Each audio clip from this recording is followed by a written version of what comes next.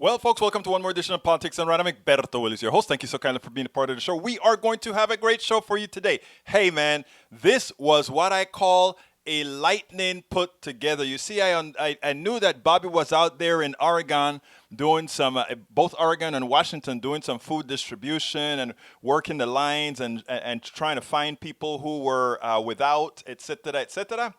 And it was like, he was on all these conference calls this morning, and then he said, Egberto, I know we have a interview that we need to do for the show today. I'm still stuck. I got 20 more minutes to go, and I'm looking at the clock right now, and it's probably 1:15, and I'm not gonna. I gotta get the video, then I gotta process the video. It's like, oh my God, let's see if we can do it. Then I said, you know what? To hell with it.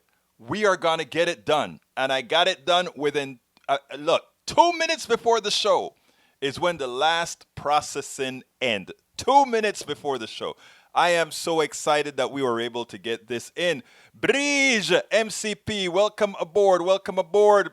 Welcome aboard, ABQ, Michael Rudnin. Thank you guys for all being here. Look.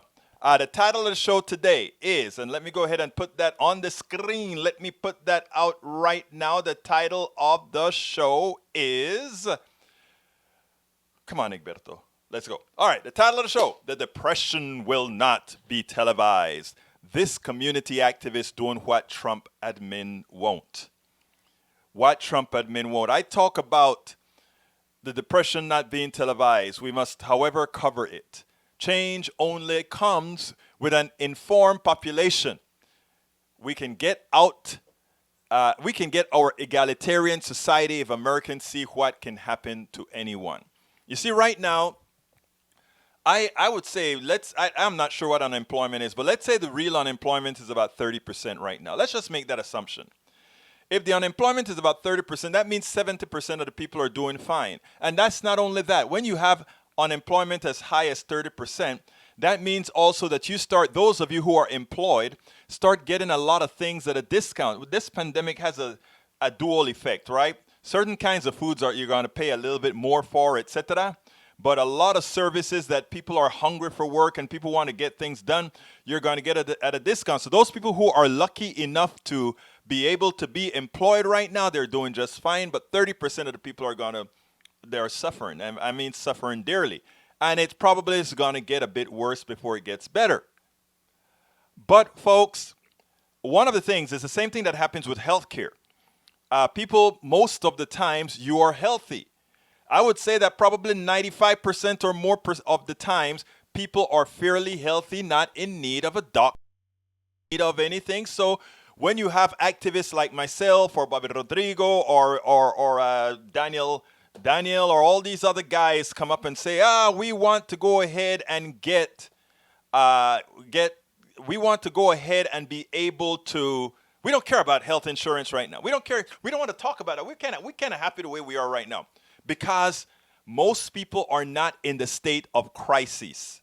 But when they finally hit them, when it finally hits them, that is when they're able to see. Many people don't have intrinsically the necessary empathy. I don't know if that is from within or that is how you grow up or whatever. I have been a very, very, sometimes too much so empathetic person. In other words, living vicariously through the eyes of others. I can see, in my opinion at least, I can see a woman's pain from the sacrifice that she has gone through, from the discrimination she has. I can see people like me who have always been on the short end of the stick when it comes to much in this society. I can see that brother in Appalachia who, because of conditions, because he's been snowed by a capitalist society that has him believing that he's not me. At least he's not me.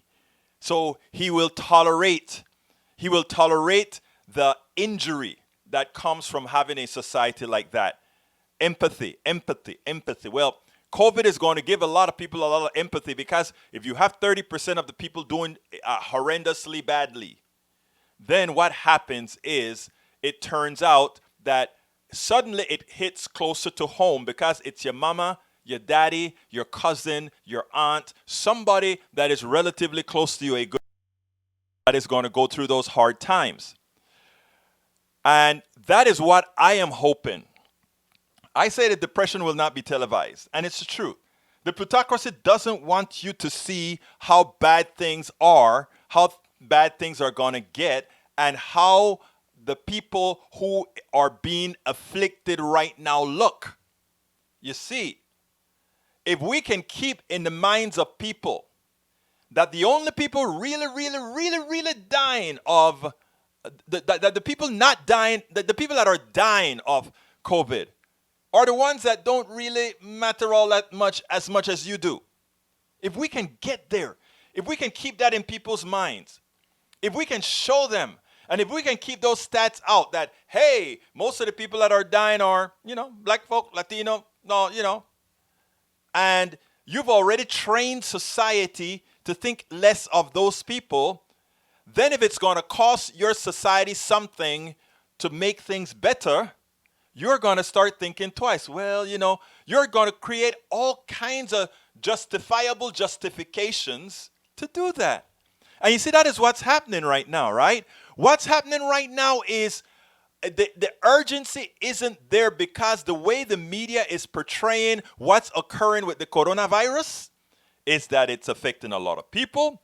But most of the people either brought it onto themselves because it is, those other people that make themselves fat, those other people that have high blood pressure on their fault alone. Not that it's the stress of living in a society like ours.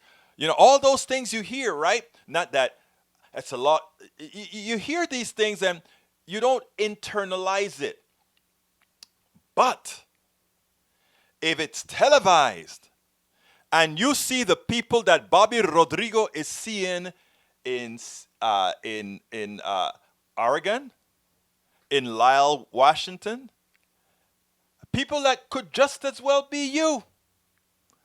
It starts to tell you, it starts to inform you that just maybe this can happen to me too.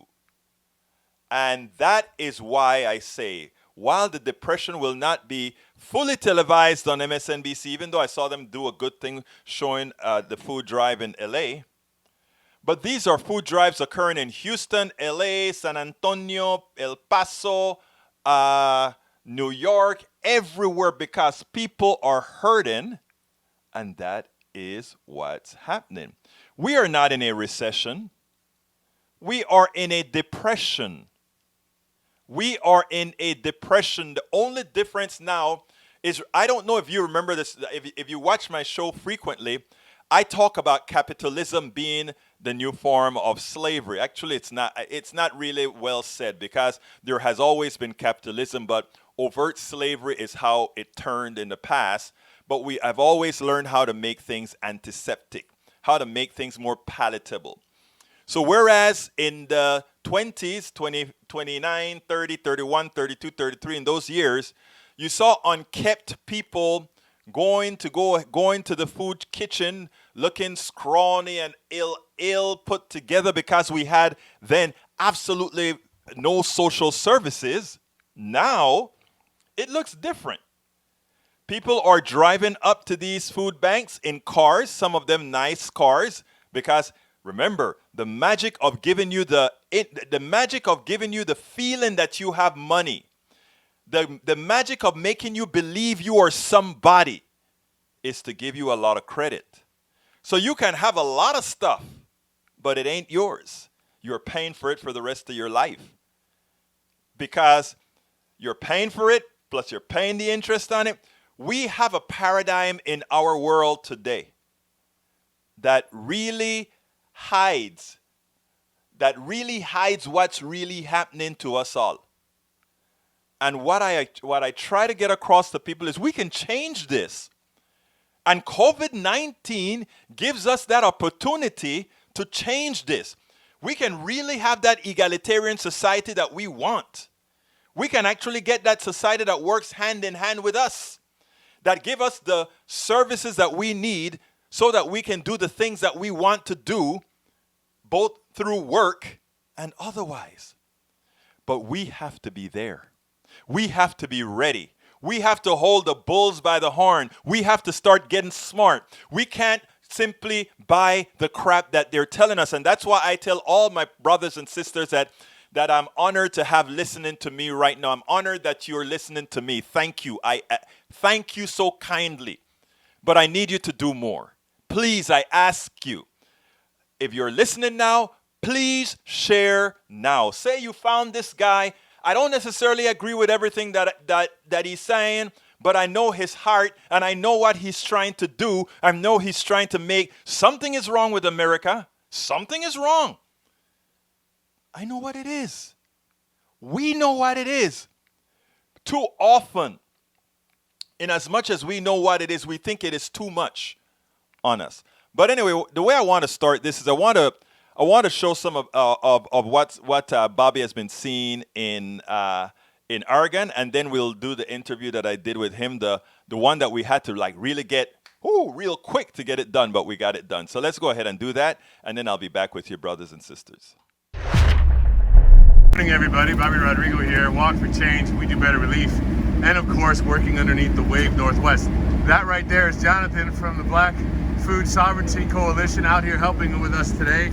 We are at Windy River Cleaners here again at the Dolls on Tuesday morning, where they do a food distribution every Tuesday morning.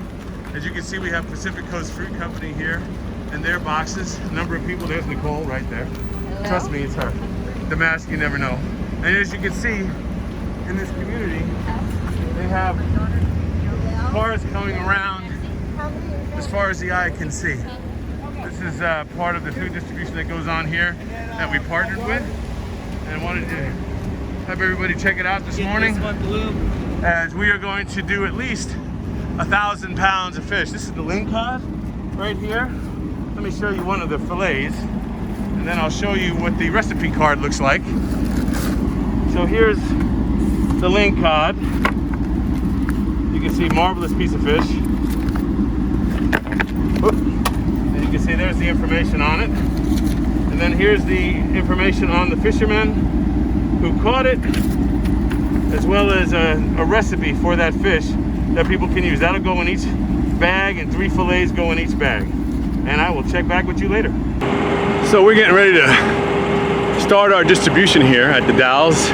This is the Windy River Cleaners group, Columbia Gorge Food Bank, the Oregon Food Bank, and you can see it's the Pacific Coast Fruit Company, and they provide a lot of the boxes. I guess you can compare it to like infrastructure for these food distributions. I have driven out here with a couple of members of our team, Kerry Johns being one of them, and we're going to add 1,000 pounds of sable fish from part of our food infrastructure that we are adding to the food distributions that are happening in the area as we develop our own process as well. And all of these people are our partners, most of them new, because our goal is to connect to the communities. We want the communities to talk to us, tell us what it is they need, what they have going on, and we want to add to it, be a positive part of it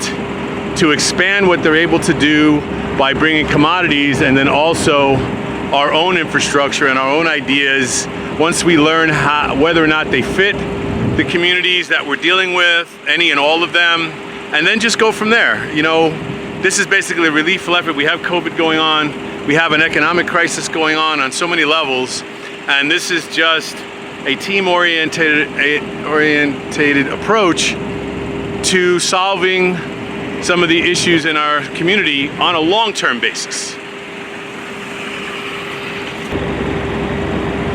So one of the things that I can show you is that there are already enough cars, as far as the eye can see, lined up to receive the food distribution that's getting ready to go. So this is how you respond to community crisis, in my opinion. Whether it's economic, whether it's destructive from the forces of nature, it doesn't matter. This is how you respond responsibly and with needs for what they had. This is how you empower.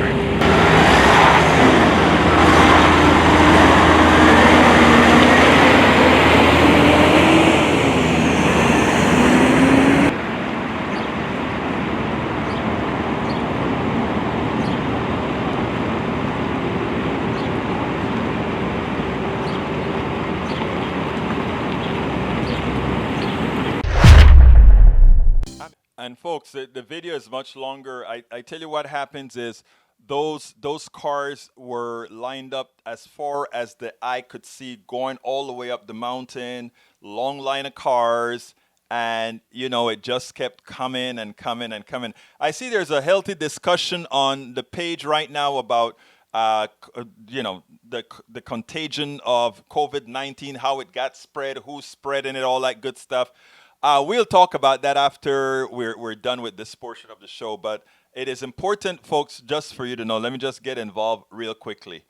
Um, we ought to stop just trying to throw blame on the carriers of the drug itself and put blame where it belongs. And the blame belongs with starting at the top. The president of the United States simply screwed this thing up completely from the beginning. He's the head. He's the one who could have done anything, like all the European countries that are doing much better than us right now. So let's not even play about what's really going on here. Anyhow, let's go ahead and play the interview I did with Bobby. And when we come back, we'll discuss a few other things about the success of the success of or what's happened to the NRA, etc., etc. So here we go with El Señor Bobby. All right, welcome to another edition of Politics Done Right. This is our weekly meeting with Bobby Rodrigo, who is running down the West Coast, both Washington and Oregon. Hey, you sent me some videos that I'm preparing for the show today. Bobby, first of all, welcome aboard. Tell us a little bit about what you're doing to refresh our people as far as what you're doing out there. Yeah, thanks for having me. So, so essentially, I'm involved in relief work, and basically the relief work is the economic destruction from the COVID, and then of course COVID itself. It's working hand in hand. So we are in the process of developing a food box program. We've already developed. We're in the process of animating a food box program, and while that's getting put together, since we have so much in commodities on the ground already, I'm not one to let commodities sit still while people need food, as are a number of other people that I work with. So today, for example, I'm doing distribution in collaboration with the Equitable Giving Circle, which is a BIPOC organization here in Portland. And for those who don't know, the acronym BIPOC, it's Black, Indigenous, People of Color, which is pretty much a common acronym I've learned in the city of Portland and in the Pacific Northwest. So that's kind of cool. So the organizations, we have the Black Food Sovereignty Coalition. Edward Hill spearheads that. He actually was mentored by Quabbin and Nkrumah, who I've actually introduced you to when we were at Netroots, if you recall. Right, I do. He's my colleague with North American Food and Farm and Atlanta Food and Farm. So anyway, big circles. So that's how I found all these people was through my work with Atlanta Food and Farm, and again, because Quabbin was a mentor. So anyway, the Wave Northwest and Food Fleet had set up these food box program that we're getting ready to put together. So I've been spending a lot of time in travel communities, and in Portland and in the Pacific Northwest. I was in Seattle. I was in Lisle yesterday, which is on the Washington side. Hold up, I don't want you to talk about that yet, because that was some good work that you were doing. I wanted to change. I wanted to put the narrative into what's occurring today, because you're doing some great work out there. But here's the issue. I don't know if you remember the last time we spoke, I said the depression will not be televised. And what I love with what you are doing is you're giving Americans an opportunity to see food lines, 2020 version food lines around the country. All those images that you are showing, they look fine and nice and decent and orderly, but it's no different than what we had back in the days of the Depression, when people had to line up on foot in food. That's correct. Right now they're lining up with cars to get boxes that's been prepared for them. And the problem that I'm seeing, Bobby, is that this is not making it on TV as it should, so people can see the urgency in pushing the politicians right now that are fighting about whether they should give Americans $600 a month in unemployment or not. So the reason I gave that very good points. narrative is because let's start with Lyle. You were in Lyle, and Right. I have the video with Lyle, and I'm seeing cars till the eye could see lined Actually, up. that one was the Dalles, the one where the line is really long. So every Tuesday, so there's a bunch of videos from I've been making them for each day, and like on Tuesday I was in three places that I did videos, for example. But the original one, the Dalles, Tuesday morning. So every Tuesday morning in the First, tell Dalles, us where Dawes is. the Dalles is in Oregon. It is the dam that I discussed when I went to those sites, and I was explaining why these in lieu sites from the Native Americans exist, and it was because of the creation of this dam. So there's a lot of distressed communities around there just on the basis of that dam being built from the standpoint of tribal nations. Now, what we do on Tuesdays, I work with an organization called Windy River Gleaners. Right, I saw that. Right, and every Tuesday, there's a distribution that is set up with us and Pacific Fruit and Company, and all of this is about food insecurity. Same thing that it was in the Depression, etc. And mind you, these things are going around all around the country. These type of, so when you mention, there's not enough information being on TV, that is with it. I'm in touch with it all around the country. I know people who are doing different things everywhere, and what we're doing and what we're putting together is not just geared for the Northwest. It's our model is geared for everywhere, because as you mentioned, the food supply chain and food insecurity is real. Food insecurity is everywhere, and it needs to be highlighted, and the world needs to understand what's going on. When we hear that 85% of the independent restaurants are going to be out of business by the end of the year, that's a serious number. That's not some, mortgage crash thing that happened during Bush's year, or whatever, from Glass-Steagall being repealed. This we're talking about an impacting of every aspect of everybody's lives. With all the school closures, with all the event closures. I mean, think about from the standpoint of like the NBA bubble. Okay, so they're going to have food there, of course, but all of those cities and all those arenas where the games are normally played, there's nobody in them, nothing going on. So all of that isn't happening for the food supply chain. Same thing with Major League Baseball. There's nobody at the stadiums, for example. So they have started these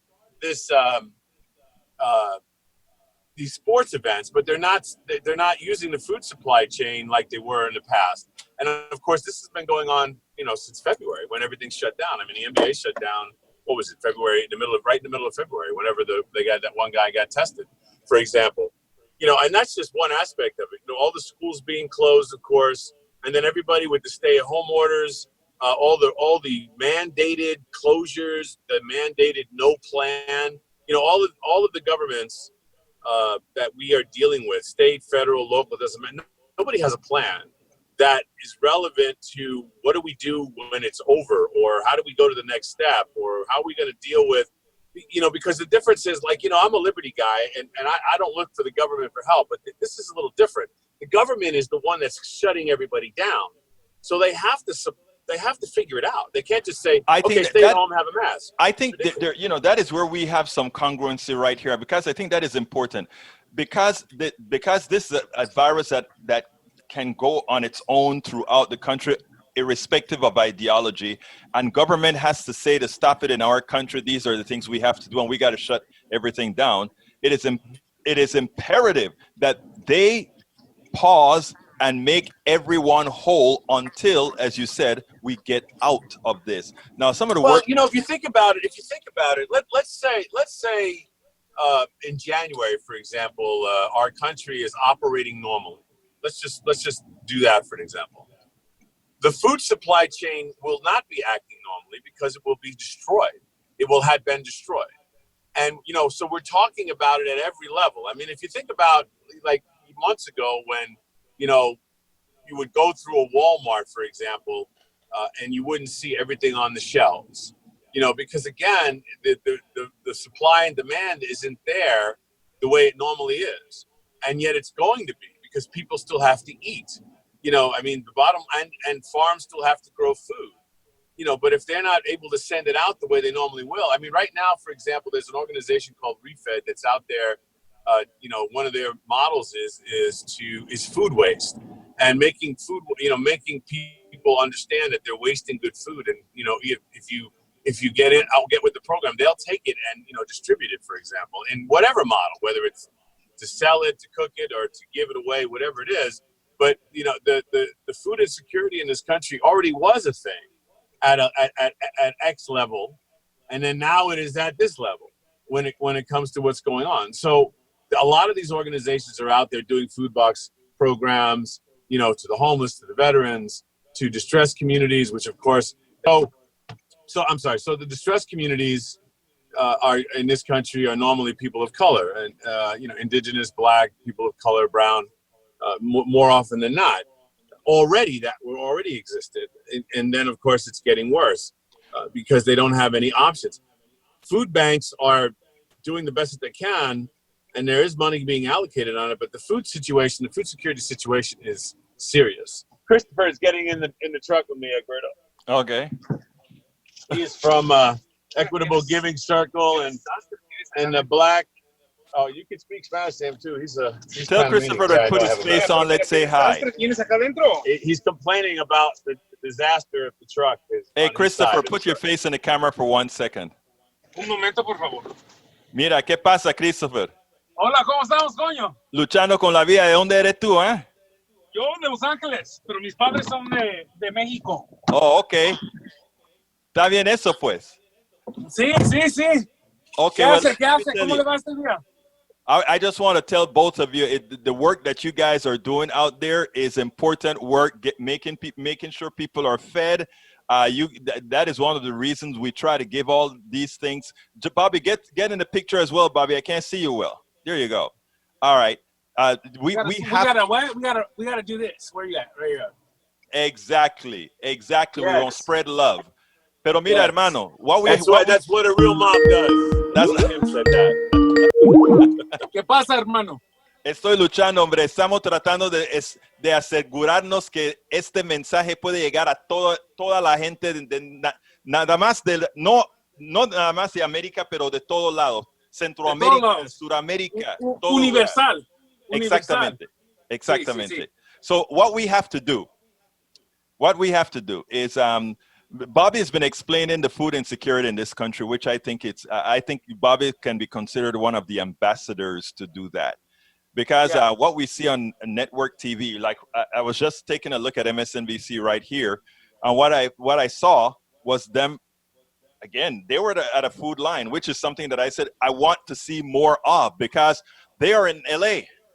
Every now and then they may do it in San Antonio. But what we I feel. Go ahead. I'm sorry to interrupt, but I feel like here the food is not as much as important as it would be in, like, say, Venezuela right now. Right. With everything going on in Venezuela, and people are standing in line for 5 hours just to go in to get one bag of beans. That's even if it's there still. Right. Yeah. Well, here we have that distribution problem that Bobby was talking about, and how we've disrupted the entire food supply. And given that people are not working, the way we work here, what you guys are doing is the only way they're actually going to get what they need. So, I mean, first of all, I want to say it's good work. I want to turn around, though, Bobby, and tell me a little bit about what you have been seeing as far as the kinds of people that are needing support in all these cities. Lyle, Washington, that you went to. Well, we went to Lyle yesterday. The purpose of the distribution and the interaction with the community in Lyle was to do COVID testing for the indigenous people in the area. Right. So to update COVID, for example, Umatilla County, which contains the Umatilla tribe, which is one of the 4 consolidated tribes on the Columbia River Basin, had the county is entirely shut down as of Friday of last week. So tomorrow morning, I'm going down to Warm Springs Reservation, for example, and Warm Springs has been instituted a stay-at-home order on the reservation. So we're going to be meeting the elders off the reservation, just in order to because they're basically picking people up on the reservation and taking them home if they're outside. So the virus is still impacting the indigenous communities and the people of color communities at such a high level. And a lot of it has to do with the lack of infrastructure in the healthcare industry. I mean, it's all connected. From the standpoint of like what I was showing when I did the in-lieu site visits last week and the week before, there's no infrastructure at all. I mean, so it isn't just about like not having electricity, which is major, of course. I mean, if you think about it, we were talking even about diabetes, insulin. You still have to be able to store it, at room temperature. And if you're in 100 degrees and you don't have a facility that you're living in that's protected from the weather, you can't even do that. Well, you take it to another level. I mean, how do you get medical care in any way, shape, or form at these locations? So we are bringing the information and the testing and things like that to them. So the health department was there. We brought in a mobile medical unit. And when I say we, it's the coalition. It's the I know there's a lot of these nonprofits. There's a lot of pieces to the puzzle, right? A lot of pieces to the puzzle. And I videotaped. I showed some of the people that were there. Peacemakers were there, and essentially we lean on the tribal community to tell us what they need. We lean on any community to tell us what they need, so we can react to it properly. Well, look, that is some great work. Look, there's a lot more that I want to talk to you about, but I have to go ahead. I want to cut this video for the show today. Sure. So I want to just ask you to give me a closing statement to tell the audience what you think. Where do we need to go as we are progressing through this pandemic? Well, I mean, basically, the first thing I have to say is you have to make demands on your government to create solutions. And I don't mean this BS phase 1, phase 2 reopening stuff. That's not a solution to a situation that was created by the government in a bad response nature to a virus situation. And when I say bad response, I just mean let's just shut it down and everything and not even have any kind of concept as to what that really meant until after the fact. We really need to pound them to get them in line as to how are we going to solve these problems? How are we going to sustain these industries after you shut them down? Bobby, I want to break you right there and tell you this. One of the answers is that people that are out there in the field, like you and Chris, you guys are seeing what's happening. You all are on the ground. Mitch McConnell is not. That's why Mitch McConnell didn't mind taking a vacation for 2 months. That's why Mitch McConnell didn't think it was necessary to pass laws to take care of those folks that are going to be left. Well, that's our Congress. That's our elected officials. What they do is they work to be reelected. That's what they do. And unfortunately, what they do to be reelected is not good enough. Exactly. Pero ahora para mi hermano Chris, mi hermano latino, ¿qué decimos a la comunidad latina ahora? Ya que sabemos que el COVID nos está atacando más que a cualquier otro. Ahorita lo que tenemos que hacer es quedarnos unidos y usar nuestras voces para cambiar lo que está pasando. Y nada más querernos y ayudar a la comunidad. No importa si esa persona es diferente color que yo. Todos estamos en la misma cosa. We're all in this together. So, y tenemos también que decir a nuestra gente que, mira, tienen que usar la máscara. La máscara todos los días. Sí. La máscara todos los días. Sí. Perfectamente, hermano. Perfectamente. Bobby, thank you so kindly for having been here. Chris, muchas gracias por estar con nosotros. Igualmente, gracias. I'll see you, buddy. Love. Thank you. I hope you enjoyed that. Bobby and his crew working with Walk for Change and several other, The Wave and several other organizations. They're doing important work. They're not sitting down waiting. They're trying to, they found, several tons of fish in Washington, and then they found places to distribute all this frozen. I mean, they're working hard to get to make sure people are fed, and we're here trying to get this stuff out and letting folks understand that those guys can't do it alone. We need thousands of people doing that kind of work during this pandemic. We need all of this really, because people are suffering, and those who can sit back because things are okay with them and cannot live vicariously through the eyes of others. I tell you what, be careful. because this economic system is coming for you next. Because this is an unsurvivable economic system, it cannot stand on its weight. And that's the reason right now the weight is, well, we'll go into that thereafter. Just want to say, guess what, folks? The NRA is being sued for dissolution. In other words, what they want as the result of the suit is for the NRA to be dissolved. And we're not talking about the educational arm of the NRA, but the NRA corporate. And the reason why is that Wayne LaPierre, as it turns out, lived like a king on all the monies that you give them. Politics Done Right asks you guys to support this program, right? I would never, ever do the kinds of things if you see what we work on, meager budgets, because we honor those people who support us. These guys take the money to have private jets. They took the money to go ahead and buy expensive clothes, $1,000 suits, $2,000 suits. They have big vacations on the hard-earned money. Those people who think the NRA is working for them. That's what the NRA did. And you know what? The New York Attorney General said, I am protecting those people from the NRA who have given money over and over and over to the NRA. Every time something happens, the NRA comes to you and say, hey, I need your money. Hey, I need you to send more money. When you send money to the NRA, you're sending money to ensure that Wayne LaPierre and others are enriched. When you support Politics Done Right, you are ensuring you have an avenue to get the truth. And in that light, I want to ask all of you to please, please, please consider supporting Politics Done Right. And what I'm going to do right now is I'm going to throw some of those links on the screen before we continue with the program and I start answering all your questions. So please, folks, stick around because I'm going to talk to you about all those things that you're looking at here. But anyhow, there are several ways that you can support Politics Done Right. Many, many, many different ways to support Politics Done Right. First of all, please go ahead and if you're on the YouTube and you have the wherewithal, go ahead and hit that $sign and give me a super chat and tell me something that you want me to tell everybody in that super chat message, which help us a whole lot around here. But we would love for you to become a subscriber. Subscribe through politicsdoneright.com/Patreon. politicsdoneright.com/Patreon. politicsdoneright.com/Patreon. You can also support us via PayPal.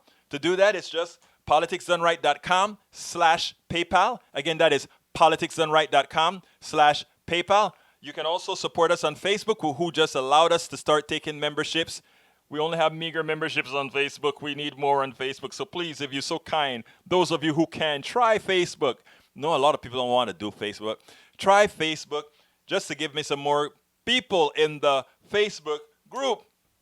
You go to politicsdoneright.com/Facebook, politicsdoneright.com/Facebook.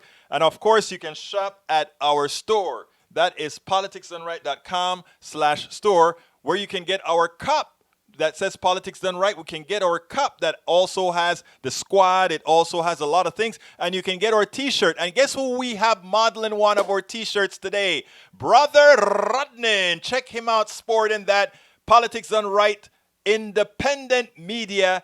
I support independent media t-shirt. That is our one. This is our, I call Michael Rodnan our encyclopedia, because anytime something comes up on the screen and we need, and you can something of importance, you can rest assured that Rodnan is going to find it like that, and he's going to give you that link. So Michael Rodnan is the star of the day, sporting that Politics Done Right t-shirt. Why don't you guys go to store.politicsdoneright.com or politicsdoneright.com/store, put on the shirt or hold up your cup. I have some other folks that I had some pictures that I sent out in my newsletter with folks with the t-shirt on, drinking out of a cup.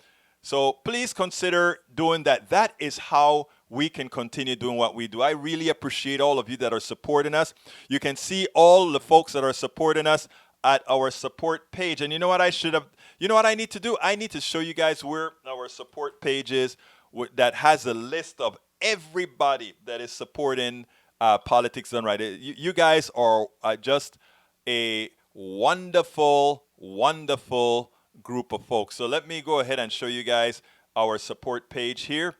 That is where we say, hey, thank you so kindly for supporting Politics Done Right. And there you go. These are our great supporters of Politics Done Right, as you can see right here. Or many supporters. If you've sent us something, if you've done something for us, you can rest assured your name is on this list of hundreds of names. But what we need, folks, is we need subscribers. We need 1,000 subscribers to continue to make this stuff valuable. But all of you guys that have been a part of this, I thank you like you would not imagine, because you give Bobby Rodrigo a voice. You give all those people that you hear me talk about a voice that they would not have otherwise had. So you guys are doing wonderful work, and we could not possibly do this without all of you that are listening to you, both conservatives and progressives. I have a lot of conservative donors. Sometimes they'll send a little note when they send the PayPal stuff, and they'll say, you know what? Sometimes I want to strangle you. That's what they'll say. They're kidding, right? But you know what? You make me think. And not only that, I realize that I'm not as conservative as I thought. I have so many of those notes. I know some of you are listening right now that have sent me that. But I tell you what, you are the ones who make this program. By the way, anybody want to call in, call 346-248-7799. Again, that is 346-248-7799. And the code to get in is 254-600-9091. Again, that is 254-600-9091 if you want to talk. But I want to go ahead and start answering your question. I had some other things to discuss, but I prefer talking about what you guys have in here. First natives, then slaves. OTCHHC. You know what? I haven't saluted my great people yet. Welcome aboard, Michael Rudnin. Welcome aboard, AVQ. Brij, MCP. Welcome aboard, Dimitri OG. ¿Cómo estás, mi hermano? Buenas tardes. Paul Fleming. Welcome aboard. Let's see who else. Mike Cisak, my conservative brother. Welcome aboard. Who else is here? Let's see. I'm scrolling down. If I miss you, please forgive me. Who else is here? You guys have some great conversations going. OTCHHC. What does that stand for, OTCHHC? You know, there used to be a group called OTC here in Texas. It stands for the oil, some sort of an oil conference. Let's see. Who else am I missing? I know I missed some because I saw others in here as well. Para ver. Kathleen Maureen Morgan. How you doing, Kathleen? Great seeing you. Lee Grant, another one of my great conservatives, are here. And let's see. D. Rabbit White. D. Rabbit White. Welcome aboard as well. Norman Reynolds, mi hermano caribeño. Welcome aboard, Norman. Mike Adams, welcome aboard. Kathy Pascal, welcome aboard. Who else is here? Who else is here? Oh, we reached over. Wow, I got the tweeted message. We're really kicking it with the messages today. All right, D Rabbit, I think I called you out already. Who else is here? Para ver. But I mean, if you're going to be here, I want to acknowledge you because you are the program. You are what make us who we are. Okay, let me go through and start. Michael Rodnan wanted to make you guys aware of several things, and he put some links in there. New York Attorney General files lawsuit against the NRA, which we spoke about. Paulding County schools draw criticism after crowded hallway photo goes viral. What you saw in that photo, if there was one kid in that group who had COVID, then you can rest assured that entire school is going to be infected over time, because that is what we've been talking about, why we needed to do have better leadership in solving this issue. Michael Rundins also says 15 adults have been hospitalized after drinking methanol-contaminated hand sanitizer. 4 died. They shouldn't have done that. I mean, it's hand sanitizer, but guess what? Since they're using grain alcohol, what people don't understand, even when you make grain alcohol, right? When you are distilling grain alcohol, the first burn is actually toxic. So if you're distilling alcohol, and let's say you use corn or whatever, and you start to distill it to make drinking alcohol, that first group, that first set of alcohol that come out, it's actually methanol. I think it's methanol that comes out. And that is toxic. And after that burns off, then the rest, the lower temperature burn is the drinking alcohol, the alcohol that you can drink. A lot of people don't understand that and they get in trouble because they think they made the alcohol and they can drink it all. No, it'll kill you. All right, let's see what else. So thanks for giving that information. Watching on YouTube, let's see what else. Talking heads and mainstream media will only paint what they want you to know. Exactly, aka Tia Burney. Listen, that is why we need independent media. Okay, Mike Cisak says, I guess Egberto doesn't care about the record high suicide rates caused by the Democrats shutting down their states. Wow. First of all, the suicide rate compared to the COVID rate, there is no comparison. And the suicide rate could have been mitigated with very good controls. We could actually, as a society, let's go ahead and see how they do it in Europe. People feel needed. Not needed. People feel that they have apoyo. ¿Qué es apoyo? That they have something to lean on in Europe. We all feel with this individualist nature that Republicans like to give the impression that we are. We all eventually feel alone. But by the way, my politics and right family, you're never alone because we're always a show away. And we're going to start having some other impromptu shows where we can all sit down in a group chat. So if you're locked up in a house in a state that's locked down, you send me an email and say, hey, let's create a chat and bring a whole bunch of people and have a chat. Facebook has some new tools to do that. And we can also do that on Zoom. We may start doing that. I mean, start sending it out in our newsletter and say, hey, let's have a Zoom call tonight at 7 or something like that. So that is the way you mitigate the suicide, Mike. You don't say you let people get COVID because if they stay home, they get suicide. You go ahead and say, if people are committing suicide, maybe as somebody who doesn't have that suicidal gene feel, I can call my friend up. I hadn't heard from a good friend of mine in several days now and I usually see them on the internet all of the times. I usually see them, they drop me lines. I hadn't heard, I call them and say, hey, how are you doing right there? I mean, I call, hey, I haven't seen you. I need to hear from you. Where are you? That kind of a stuff, right? Or your own relatives. My mother is in San Diego. I don't talk to my mother a lot. We talk over WhatsApp digitally, but I know my sisters are out there always making sure that she's okay, even though she has to stay in the house by herself. You care enough about people that those people who need you to contact them or whatever, you do it. That is a human thing to do. All right. Mike's, let's see, average 200 deaths a day in DeSantis state. Yeah, that is true. We wouldn't be in a depression if it weren't for fear-mongering. No, we're in a depression because Republicans make believe they do not know how an economy works. The circulation of money, when seized, create depression. So when the private sector is unable to rotate money, the government creates money to create that rotation. You do not get inflation under that condition because you don't have money chasing goods. You have goods chasing money. It's basic economics. And by the way, it's Keynesian economics. It's supply side economics. It's every part of economics proved that particular tenet correct. Okay? All right, Dimitri, we might need to be in a depression if the president would... No, wait, right. We might not be in a depression if the president would have took this... You're right completely, Dimitri. The media hides it with Trump's constant distraction. Yeah, we talked about that yesterday, remember? And I put it... Actually, I put that stuff on YouTube and on Daily Kos, and it went viral. It has so far, I think, over 40,000 views. That little speech that I gave with the Nancy Pelosi cutout, I think it's like at 40-something thousand right now. So, I mean, people really got the picture out of that one. Mike Cisak, who then is it that's keeping the economy shut down? The economy is shut down because we opened it up too early, and thus we'll have a longer shutdown. It's just about leadership.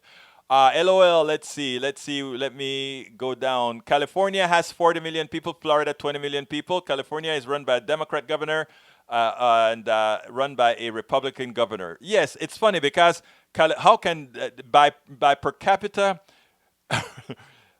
Florida is doing horrendous. And people just, CSAC numbers mean something. CSAC numbers mean something. All right. OTCHHC, New York, the state that was one of the first to have dealt with the virus and some of the biggest ports of entry. Interesting with New York, a lot of people like to give New York a hard time. Look how bad it was.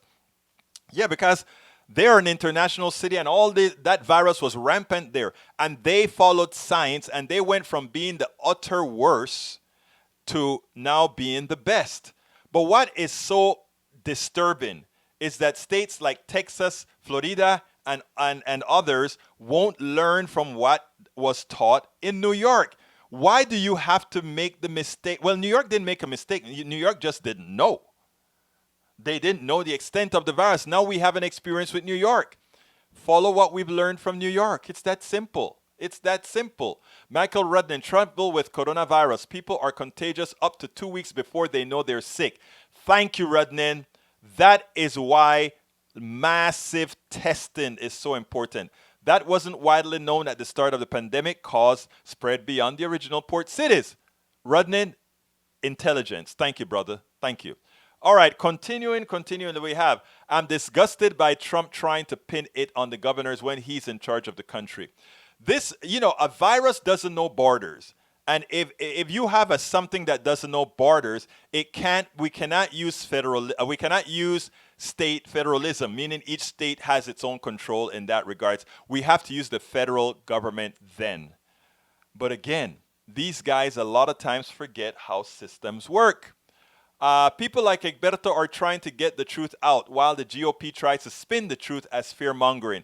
Thank you so kindly, OTCHC. And you know what? That is the reason why all my conservatives who continuously bang me and give me a hard time are still here. Because I know between what I'm saying and what others are going to say, they will be... I got a caller. Let me bring the caller in. Come on in, caller. Hey, good afternoon, Egberto. Es Dimitri. ¿Cómo está, amigo? Dimitri, háblame, amigo. ¿Cómo va todo? Todo bien, gracias. I think as much as you have the GOP and Trump they keep touting that this is non-political. They make it political. I mean, we're talking about precious life. Yes. We only get one go around. And just to disregard science, and I don't want to rub wound in the salt, but Herman Cain followed science when it came to cancer, didn't follow it when it came to COVID, and unfortunately, a human life has been lost. Well, Dimitri, I hoped that the Herman Cain case would have woken up some people, because here's the deal. You hit it on the nail when you say Herman Cain knows science. Herman Cain followed science for his own cure. But that is why idolatry is so dangerous. That is why ideology is so dangerous, because it has a tendency to supersede science. I have relatives, right, that have graduated first in their class that are Trump supporters. That tells you something. We have DeWine and then Jordan Peterson have both been confirmed to have COVID today. Yes. And I wish them well. I don't want them to die. Even Gomert, who is a cancer to society. I don't want them to die. I want them to live. I want them to go out there and say, I made a mistake and this is what I need to do. Let's see if at least some of them do that. I'll refer to my first statement that all human life is precious, yes, whether sir. I agree with you or not. We all leave behind loved ones, and we got to do for one another. We're all hermanos in this thing. Absolutely. And that's what I'm saying now. So we ought to, let me tell you, you articulating that is very important as a progressive person, because I tell you what happens with a lot of conservative media and those who are listening to those who are informed by the Powell Manifesto, they have been taught to learn. They have been taught that we liberals, progressives, just hate their guts. And one of the reasons you never see me really disparage our conservatives here in the room is that I want them to know that no, that's not us at all. My book is coming out this weekend, and it's going to give you a story when a woman talked to me for a whole length of time, probably an hour or more, whatever. And then by the time I was ready to confess to her that I'm a left-wing progressive, she was like, "But you are so nice." And I'm like, "We're all nice." I'm like, that's what you have to get. Don't believe what these other people are telling you. We have to do this stuff together. Conservatives, progressives, everybody together. Hey, anything else you want to say real quick, Dimitri? I got to get out of here. No, sir, but thank you. Look, brother, thank you so independent kindly. media. Thank you so kindly for being here. Thank you for being a supporter of Politics Done Right as well, my friend. Bless you. Okay, folks, let me tell you, we got to get out of here. Just one more time, I'd like to ask you to please support Politics Done Right. PoliticsDoneRight.com/Patreon. PoliticsDoneRight.com/Patreon or PoliticsDoneRight.com/PayPal or PoliticsDoneRight.com/Facebook or PoliticsDoneRight.com/store. Many different ways that you can support our program. We need your support to stay alive. I see some more people came into the room. Welcome aboard. Kevin Higgins, my brother, welcome aboard. And Tank28, another conservative friend of mine. Come on. When I say friend, folks, and everybody that is associated with me is my friend. Okay? We have to learn that. Welcome aboard, Han. Hann. Welcome aboard, Roberto Lewis. I hadn't heard from you, brother. Thank you very much for being here. Para ver quién más está aquí. Anyhow, folks, I got to get out of here. I want to thank you guys for being here with me. I know you can be anywhere. You can be anywhere. The fact that you are here listening, the fact that you're staying, a lot of times I'm surprised because the way a lot of people tell me about these stations is, oh, people come and they stay with you for 1 minute, 2 minutes, 3 minutes. We see a lot of people that spend a lot of time with us. And I want you to know that I am very happy. Another person just showed up. Vladdy. Welcome aboard, Vladdy2. What does that mean, Vladdy2? VLADDY2. What does that mean? Love the name, though. Vladdy2, welcome aboard. Anyhow, folks, I thank you so kindly for being with Politics Done Right. I got to get out of here. My name is Egberto Willies. This is Politics Done Right. And you know how I end this baby. I am what? Out! I'm Egberto Willies, host of Politics Done Right, an independent news program. I post several news videos of interest every day. I ask you so kindly to subscribe to my channel, and please leave me some comments. Thank you very much.